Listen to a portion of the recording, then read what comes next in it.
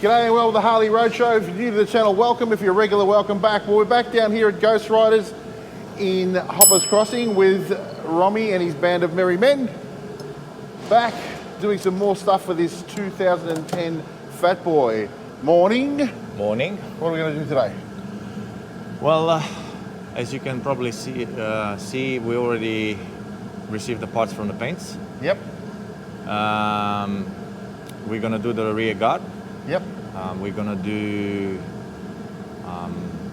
We're basically gonna start from the rear of the bike. We're gonna do the number plate bracket, the indicator, the rear indicators. We're gonna put the struts, bolt everything up, finish it off. As you can probably see, we already done the wheel, we've done the chain, we've done the brakes, the rear brakes. Everything is spaced out, shimed. It's all ready to go. The wheel, it has its final assembly done. We just have to move forward, basically. So now we got to the point where we're doing the final assembly of the bike. So we're gonna move forward from the rear end towards the front and finish it off. Fantastic. Yeah, we're getting there. Yeah. Probably another 20 hours. Yep. Should be done. We're in. So as you can see, that back wheel's been done, and you can see it there. It's been highlighted with some red, which is going to match in with the guards and everything. I've actually seen the paint, but I'm not going to show you just yet. That's just a small sample of what it looks like. But suffice to say, this thing is going to look freaking awesome. And you also said you were talking about raking the front end as well a little bit too, yeah? Yeah, we're going to move the front end forward a bit just to give it a bit of extra space, especially because we installed the oil cooler. Yep. And we need to create a bit of space so the front guard is not going to hit the oil cooler. Yep. And also level the bike because it has a 21-inch front end wheel, which lifts the bike about an inch off the ground. So we're trying to correct that to bring it back down to. It will be easier to maneuver, easier to corner. All right, so you heard it. That's what we're doing today. Let's get into it.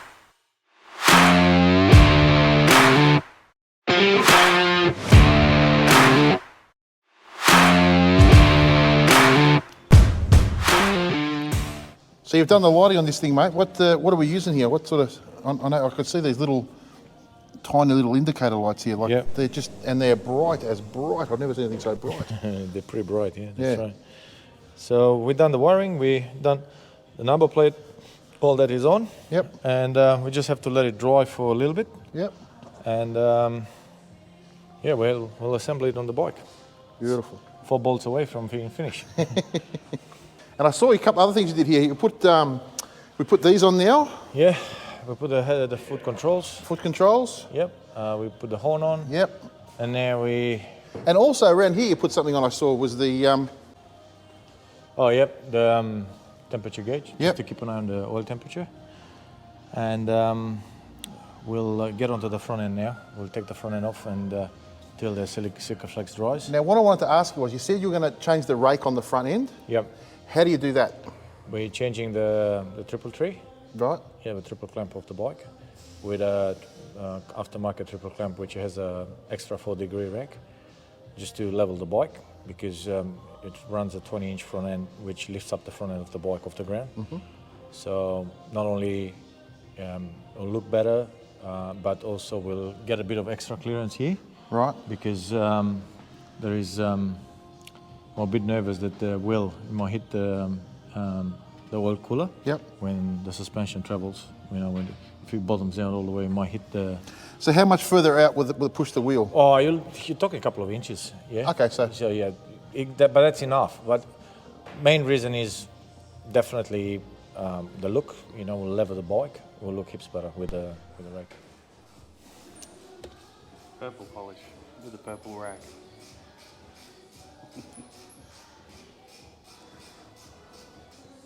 So this is the new triple tree, mate? Yep. And he's decided to be a bit of a prick. That's not what he said before. He said a much more naughty word, but I won't put it on the video. There you go. So we put the rake kit on, mate? Yep. And we pushed it out. It actually comes out a fair bit, doesn't it? You'll see in a second. I'll put the wheel back on the, because remember we pulled the axle out? Yep. So I'll show you straight away The difference. with the difference. Yep. So that's the difference in the rake. You can tell the difference, but you really can tell the difference. It's about like here. That's where it is. You see? It's about inch and a half. It's a fair bit different. Yeah.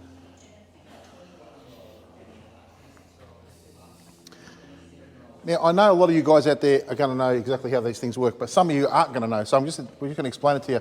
The way these rake kits work, basically, well, you explain it better than me, but pretty much that comes out at an angle, doesn't it? Yeah, that's right. So basically, the distance in between the axle of the neck of the bike, Yep. and if you draw a line in between the center of the tubes, Yep. and the center of the hole, this distance is greater than the top.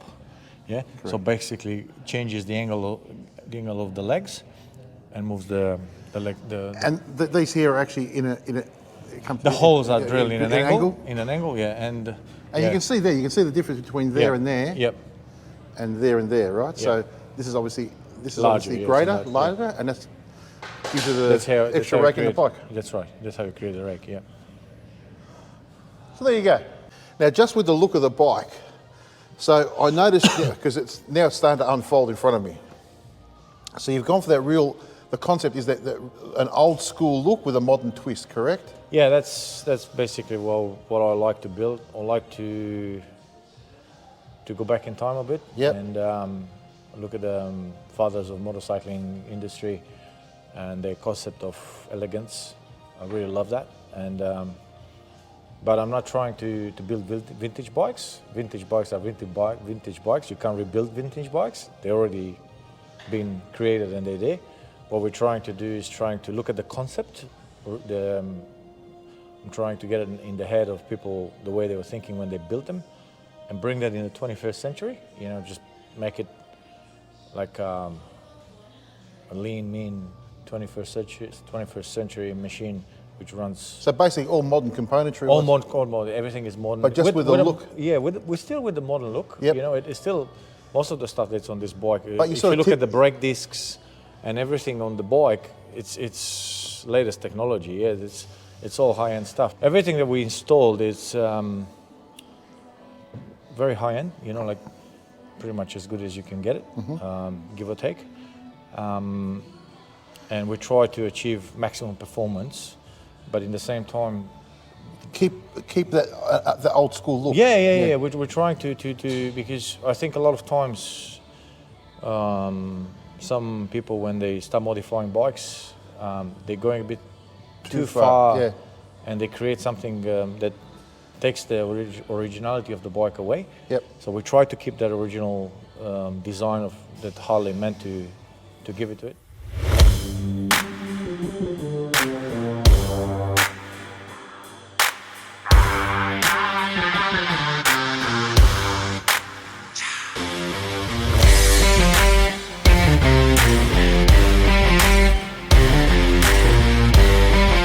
Okay, so we're just talking. You actually put a quick shift on this bike. Quick shifter, yep. Yeah, quick shifter, yeah.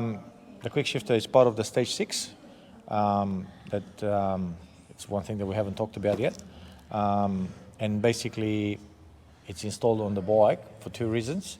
One is to help with the clutch, because we're installing a lock-up clutch, which at high revs makes it much harder to pull the clutch. So we basically installing this kit to help you change the gears in high revs without using the clutch.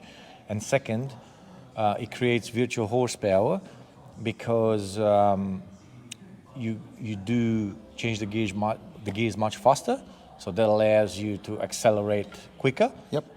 Because you do not decelerate in between gears almost at all. Okay. You just keep on accelerating So constantly. what's the difference in time? Is it like? Well, normally, depending on the rider, if you change the gears manually, you're looking at somewhere in between half a second and a second. With this system, you're talking about 65, 75 milliseconds, which is about 10 times faster. Yes. Which is really fast for a Harley. It's a heavy gearbox, heavy moving parts. So 75 milliseconds, it's actually quite fast, and that allows you obviously to continuously accelerate in between gears. Even when you change gears, changing gears very fast allows you to constantly accelerate.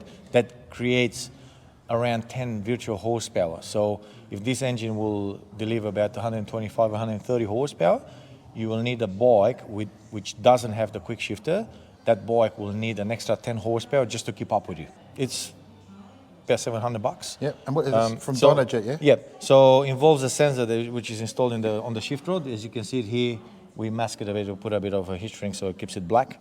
And this is basically the harness. It's a little module. It's very easy. It's a DIY job. You can install it yourself. Just have to lift up the tank and hook it up to the injectors. And basically what it does is when you try changing gears, the sensor feels the pressure that you're pushing up, trying to change a gear. It sends a signal to the module sends a signal and cuts off the fuel of the injectors for about 75 milliseconds, allowing the gearbox to go on zero load. So basically it does exactly as you do when you pull the clutch. You're basically disconnecting the motor of the gearbox. You're basically putting the gearbox in zero load. So then you can change the gears.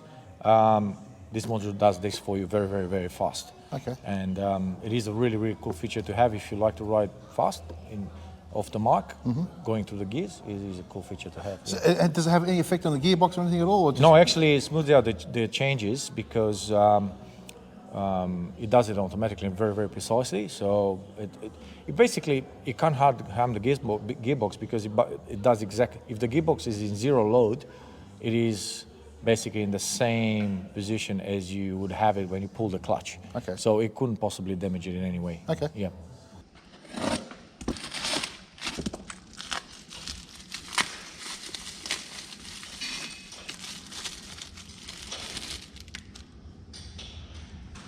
This goes here.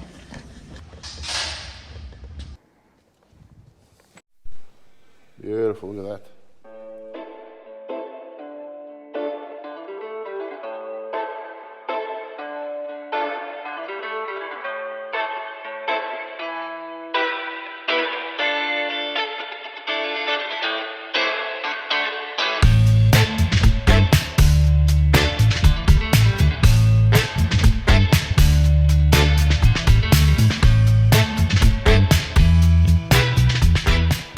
Waiting for that. Yeah, I never thought I'd say it, but this Romy bloke is full of shit. He's been spouting on here about how long it's going to take to put the stuff through these bars. He's literally done it in about 2 minutes. Oh. I'm not going to say it on the camera. I'm going to wait to turn it off and I'll tell you what I think about your opinion. It's not all done yet. It's not going on camera, that one.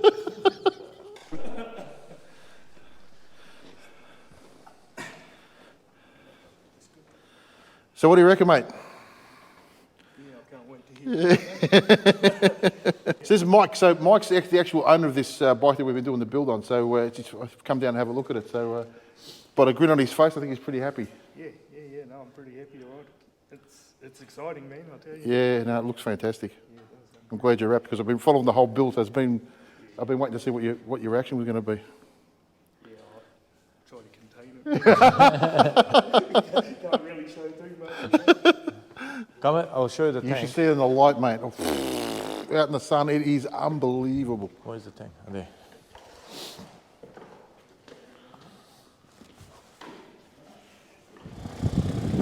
See? It's not, the sun is pretty shit, but you see how it glows in the... Yeah, you see? Yeah. When you get proper sun, because now it's in between the clouds. Oh, yeah, it's cool, man. Yeah? No, it's pretty cool. Yeah. You see, I put a hole here. Yeah. So the banjo, it will go straight into the handlebars, and it's going to come down here, and it's going to come down here. Yeah, so it's going to be, the bars are going to be clean. There's not going to be anything on the bars. And on this side, it will be exactly the same. You see, there's another hole here. And then there's another hole here. I'm going to get with the throttle cables. I'm going to put 90-degree bend, and it's going to go straight into the bars. And I put another hole here. They're going to come straight here. So the bars, they're going to be clean. There's nothing on the bars. No lines, no cables, no nothing.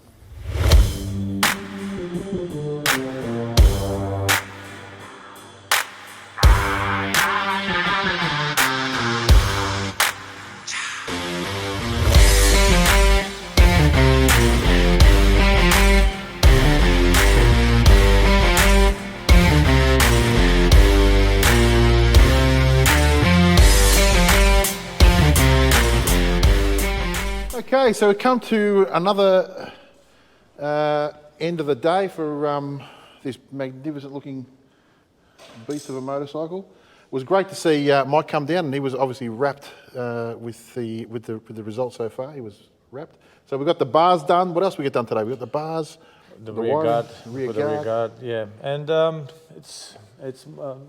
we installed an oil pressure gauge.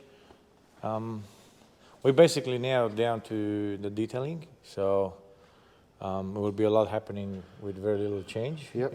So it's just that boring part of the job when you just have everything has to fit properly and be set up properly to make it work. And obviously we've run all the wiring through the handlebars and everything as well. If you follow it down along here, you'll see that wire there. Robbie's just about to put some more stuff through, but that goes all down to the air ride suspension. Yep. And around the other side is all the other wiring coming through there. You can see it. It's all going to be connected in. So yeah, it's been another successful day.